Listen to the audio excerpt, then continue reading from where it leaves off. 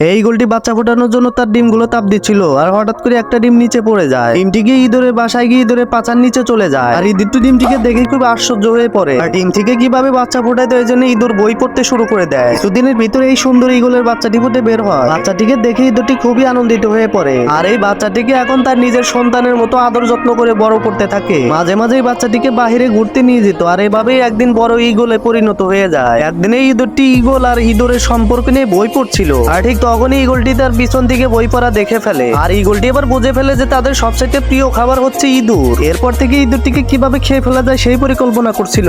একদিন খুবই সুকৌশলে শরবতের সাথে ঘুমের ওষুধ মিশিয়ে ইঁদুরটিকে খাওয়ায় দেয়। এরপর একটা রুটি নিয়ে আসে এবং ইঁদুরটিকে বিছানার কথা বলে এখানে ঘুমিয়ে পড়তে বলে। ঠিক যখনই তাকে খেতে যাবে তখনই তার সেই ছোটবেলার কথা মনে পড়ে যায়, কত যত্ন করে তাকে বড় করেছে। ইঁদুরটিকে না খেয়ে এবার তাকে ঘুম পাড়িয়ে দেয়। এরপর বিবেকের ধারণায় সে এভাবেই কান্না করতে থাকে। বন্ধুরা, তোমরা মাকে ভালোবাসলে লাইক সাবস্ক্রাইব করো।